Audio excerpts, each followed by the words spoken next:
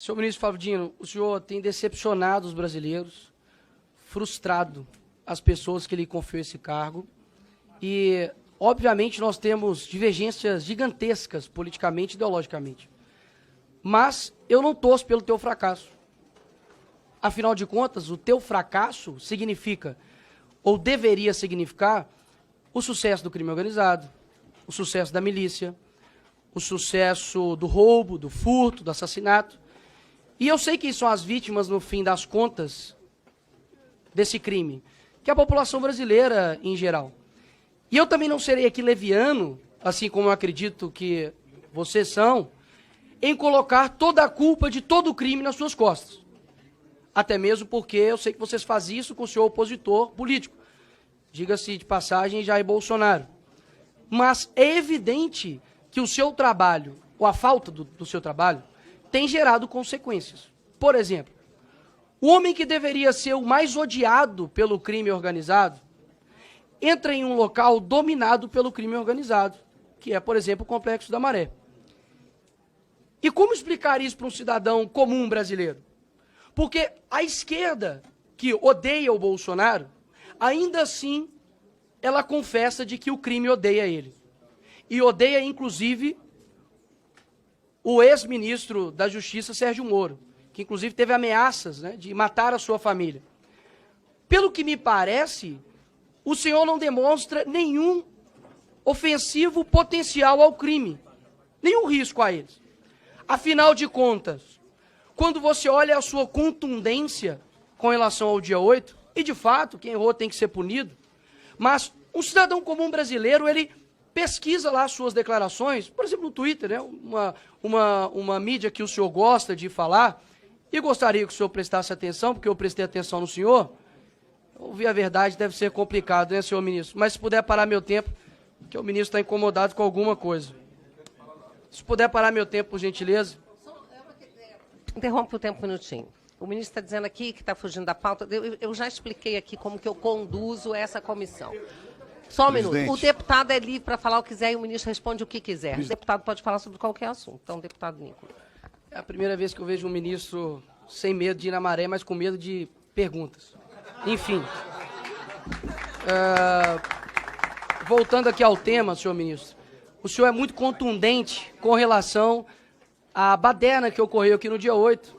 Inclusive, diversas declarações, os chamando de terroristas.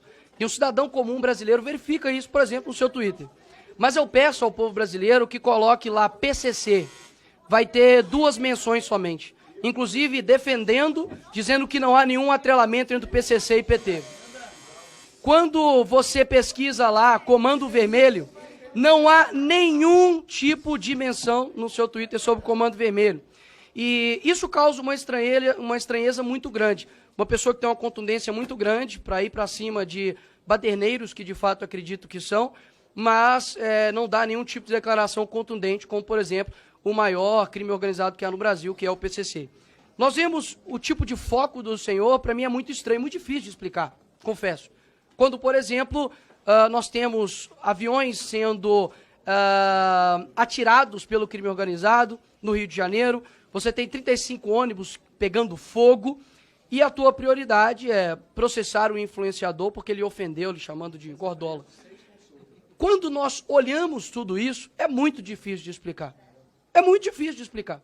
Então, eu acredito que tudo que está acontecendo longe do Brasil, com relação à segurança pública, é complicado dizer que o senhor tem feito um bom trabalho. Porque de duas uma. Ou o senhor não tem culpa de nada, afinal de contas, ninguém que exerceria o teu papel daria conta de cuidar da segurança pública e o senhor não tem culpa nenhuma. Ou o senhor não está tendo competência para tal, para exercer o Ministério da Justiça. E ainda dá um péssimo exemplo, dizendo que não viria até a Comissão de Segurança Pública, porque há pessoas aqui armadas e por conta de divergências políticas, o senhor estaria com a sua integridade física atingida.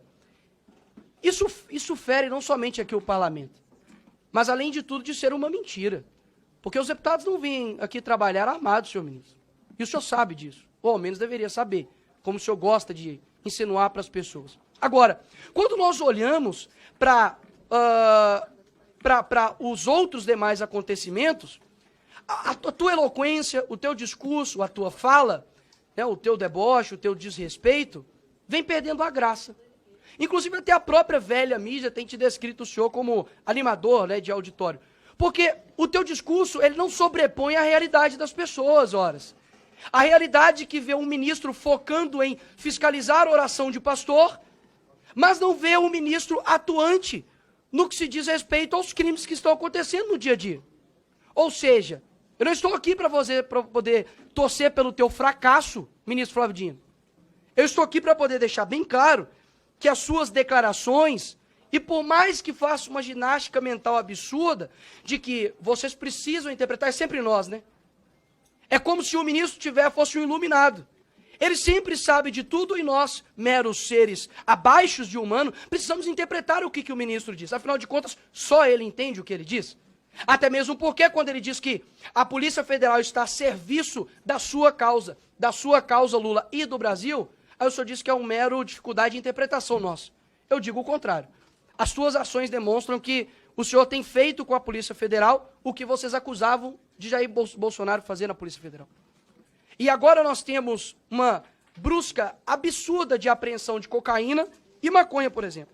Redução de 28,6% de apreensão de maconha, comparados ao mesmo tempo do ano anterior, e 31,4% de redução de apreensão de cocaína. Ou seja, não está tendo coerência nas suas falas e nas suas ações. Isso, inclusive, eu acredito que tem atrapalhado o seu próprio chefe, Lula. Porque hoje isso é uma pesquisa que a aprovação tem caído no governo.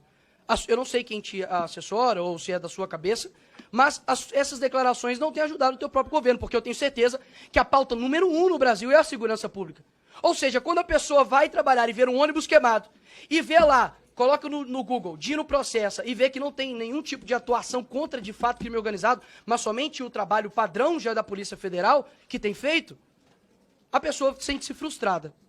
Então, eu acredito que não há coerência ou imparcialidade por parte do ministro. Pelo contrário, defende tudo o que condena e quando é da direita faz um show absurdo, vai para cima inclusive de ministros, de deputados que com as suas falas na tribuna, mas nada o faz contra, de fato, o crime organizado que tem destruído as famílias no Brasil. E por fim, pelo menos uma coisa eu concordo com o senhor, ministro Flávio. O senhor disse que o senhor era um personagem, né, dos Vingadores. Acredito que o senhor parece muito com o Nick Fury. Não sei se o senhor conhece. Só enxerga, de fato, realmente de um lado. Boa sorte para o senhor tentar explicar o inexplicável. Obrigado, presidente. O senhor me chamou de leviano, o senhor me chamou de mentiroso, o senhor me chamou de outros termos, disse que eu sou aliado de facção. Não, ele não disse coisas isso. desse tipo. Eu estou Você apenas... está mal interpretando a frase dele. Presidenta, ele disse que eu e o governo Lula era composto por levianos. A senhora pode consultar as notas taquigráficas. Se houver mais uma injúria que viole o decoro parlamentar, eu vou, obviamente, zelar pelo regimento da casa, que é meu dever como cidadão brasileiro. Ministro, o senhor Agora, pode deixar que eu, como presidente, estou zelando. Não... Eu ingressei 15 metros no Complexo da Maré. Pois não, obrigado. Com segurança. E eu não sei por que insistem em mentir sobre isso. Porque não gostam de pobre, apenas por isso. Um minuto de réplica, deputado Nicolas. Eu era convencido de que o ministro Flávio Dino era uma pessoa extremamente capacitada e colocariam todos no chinelo, mas isso, de fato, não tem se mostrado. Pelo contrário, o teu argumento é dizer que eu não gosto de pobre. Eu nasci na cabana do pai Tomás. Nasci numa favela em Belo Horizonte. Agora, nós já temos a solução. É só colocar o Flávio Dino agora em toda a incursão da Polícia Militar. Porque, afinal de contas, entrei 15 metros. Os 15 metros que o senhor adentrou ali, senhor ministro, é impossível a Polícia Militar do Rio de Janeiro, o BOP, entrar ali sem um aparato pesado policial. E não seriam recebidos simplesmente com o senhor descendo assim do carro, ajeitando o paletó. Não. Seriam recebidos a tiros. Com as polícias brasileiras, com a PF, com a PRF, com as polícias estaduais, eu entro em qualquer lugar do Brasil. Porque eu... Por gentileza,